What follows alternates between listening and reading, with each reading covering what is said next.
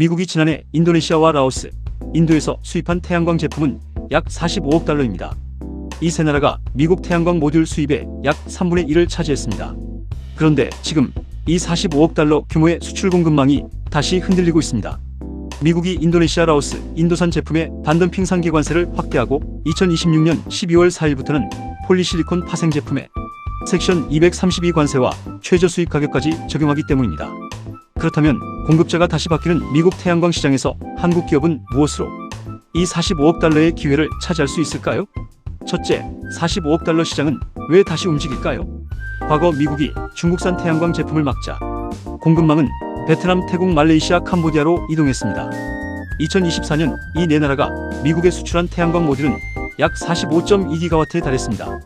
하지만 이 국가들에도 고율의 반덤핑 상계 관세가 적용되자 공급망은 다시 인도네시아, 라오스, 인도로 이동했습니다. 즉, 미국의 태양광 수요가 사라진 것이 아니라 미국 바이어가 구매하는 국가와 서플라이어가 계속 바뀌고 있는 겁니다. 이번 45억 달러도 사라지는 시장이 아니라 새로운 서플라이어를 찾을 가능성이 높은 조달 시장으로 봐야 합니다. 둘째, 이번에는 게임의 룰도 달라집니다. 12월 4일부터 태양광 모듈에는 와트당 0.38달러의 최저 수입 가격이 적용됩니다. 태양광 셀은 와트당 0.2달러의 최저 수입 가격이 기준입니다. 인곡과 웨이퍼는 킬로그램당 100달러, 폴리실리콘은 킬로그램당 21달러가 기준입니다. 한국, 일본, 대만, EU 등은 일반 관세와 섹션 232 관세를 합한 구조가 15%가 되도록 설계된 반면 이미 높은 반덤핑 상계 관세 부담이 있는 일부 아시아 공급국은 새로운 관세와 MIP까지 겹칠 수 있습니다. 결국 앞으로의 승부는 누가 가장 싸게 만드느냐보다 누가 미국 규정을 통과하면서 안정적으로 공급할 수 있느냐에 달려 있습니다. 셋째, 한국 기업에도 기회는 열리지만 조건이 있습니다. 한국 기업의 첫 번째 무기는 상대적으로 유리해진 경쟁 조건입니다. 하지만 여기서 착각하면 안 됩니다. 45억 달러 전체가 자동으로 한국 기업의 몫이 되는 것은 아닙니다. 미국 현지 생산 기업과 일본, 유럽, 그리고 또 다른 제3국의 서플라이어들도 빈자리를 노리고 있기 때문입니다.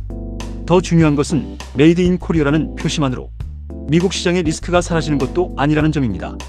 한국에서 생산했더라도 중국산 폴리실리콘, 웨이퍼, 원료, 핵심 부품에 크게 의존한다면 UFLPA, 우회 수출 조사, 원산지 검증 리스크가 따라 올 수 있습니다.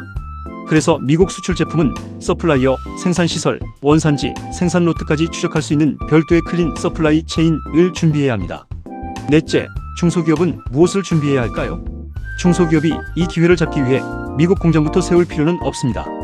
먼저 내가 만드는 소재나 부품이 최종적으로 미국 태양광 서플라이 체인 어디에 들어가는지부터 확인해야 합니다. 그 다음 중국산 원료와 부품의 사용 비중, 중국 관련 노출을 제품별로 파악하고 필요하면 한국, 미국 또는 기타 비중국 서플라이어를 추가 확보해야 합니다. 그리고 원산지 증명서, 공급망 지도, 생산 기록과 로트 추적 자료를 하나의 컴플라이어 스펙으로 묶어두어야 합니다. 이제 미국 바이어에게는 가격과 성능뿐 아니라 이 제품이 어디에서 무엇으로 만들어졌는지를 증명하는 추적 가능성 자체가 새로운 경쟁력이 될 수 있습니다. 다섯째, 가장 중요한 것은 기존 미국 바이어를 먼저 찾는 것입니다. 미국 바이어가 한국 기업을 찾아올 때까지 기다릴 필요가 없습니다.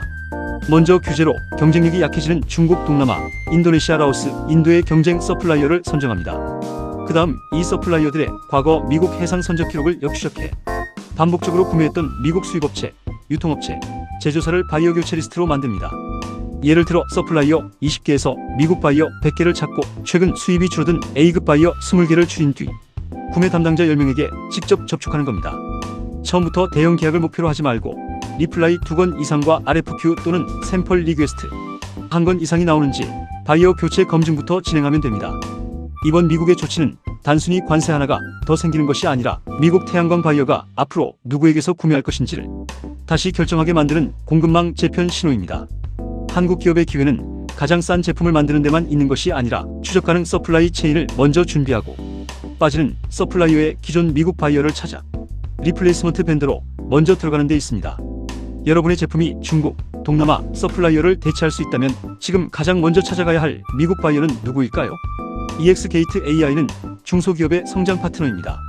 구독과 좋아요, 알림 설정으로 다음 수출 시장을 빠르게 확인하십시오.